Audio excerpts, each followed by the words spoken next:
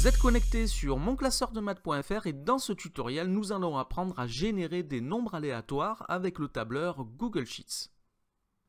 Alors, nous voici dans le tableur et nous allons faire trois différentes choses. Nous allons commencer par générer un nombre aléatoire entier compris entre 1 et 100.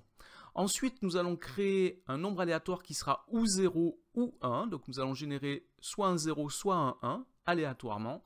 Puis, nous générerons un nombre décimal aléatoire compris entre 0 et 1, 0 étant inclus, 1 étant exclu. Alors, on va tout de suite commencer donc, par un nombre aléatoire entre 1 et 100. Alors, j'ai mis entre 1 et 100, mais en fait, on peut mettre entre n'importe quel nombre entier. Donc, je vais saisir une formule. Donc, je commence toujours par égal. Donc, ici, égal. Et je vais taper aléa. Et il me propose ici, donc aléa comme aléatoire, il n'y a pas d'accent sur le E. Il me propose deux choses. D'abord, aléa tout seul, nombre aléatoire entre 0 inclus et 1 exclu. Ça, c'est ce que nous allons faire dans le troisième exercice. Nous allons travailler avec aléa.entre.borne. Donc, un nombre aléatoire entre des bornes. Et ce nombre sera un nombre entier aléatoire compris entre deux valeurs incluses. Donc, le descriptif est suffisamment clair. Donc ici, il me demande les deux bornes, donc la plus petite valeur et la plus grande valeur, dans lesquelles je veux que mon nombre aléatoire soit généré. Donc moi, je veux un nombre aléatoire entre 1 et 100, donc je tape 1, point virgule, 100. Donc ça veut dire génère un nombre entier aléatoire entre 1 et 100, je valide, et il m'a donné un 47, il a généré 47 comme nombre aléatoire.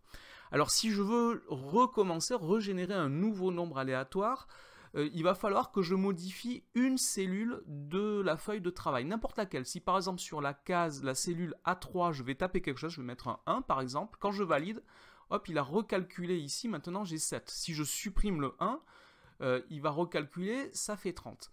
Alors c'est pas très élégant comme façon de faire, il y a une façon qui est un petit peu plus élégante, c'est d'insérer une case à cocher. Donc je vais aller dans Insertion, dans le menu Insertion, et tout en bas, ici, j'ai case à cocher. Donc je vais mettre une case à cocher, et à chaque fois que je vais cocher ou décocher la case, je modifie ma feuille de calcul, et il recalcule un nombre aléatoire entre 1 et 100. Donc voilà pour générer un nombre aléatoire entre 1 et 100. Je vous montre la formule que j'ai utilisée, elle est là, égale aléa entre bornes avec les points, mais quand vous commencez à taper aléa, il vous propose aléa entre bornes. La plus petite valeur possible pour mon nombre aléatoire, point virgule, la plus grande valeur possible pour mon nombre aléatoire. D'accord? Donc vous ne mettez pas les guillemets, ici j'ai mis les guillemets pour que le texte s'affiche. Donc égal aléa entre bornes entre 1 et 100. Séparé par un point virgule. Maintenant, si je veux 0 ou 1 aléatoirement, je vais faire pareil, sauf que mes bornes seront 0 ou 1. Donc je vais saisir égal.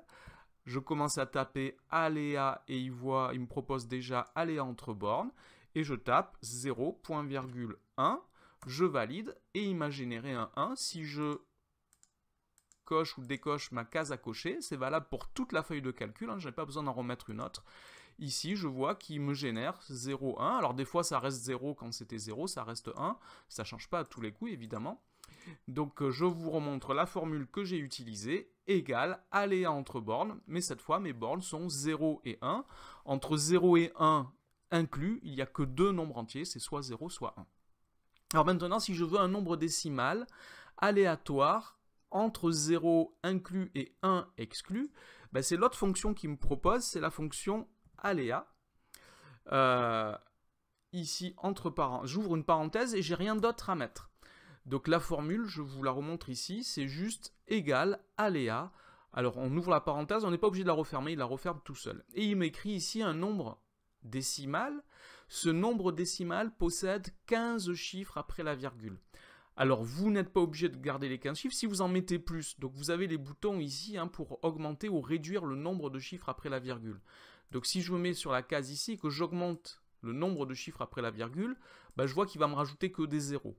Par contre, je peux réduire, si moi j'ai besoin que de 3 chiffres après la virgule, par exemple, je vais réduire ici, je peux passer à 4. Alors, à chaque fois que je fais un changement, lui il recalcule la valeur, hein, donc c'est pas le même nombre qui est arrondi. Par exemple ici j'ai 0, 3, 5, 9, 7, si je rajoute un chiffre après la virgule, il va recalculer une nouvelle valeur aléatoire. Donc ici le nombre a complètement changé, mais cette fois j'ai 5 chiffres après la virgule. Donc à vous de choisir combien de chiffres vous voulez après la virgule, en diminuant ou en augmentant.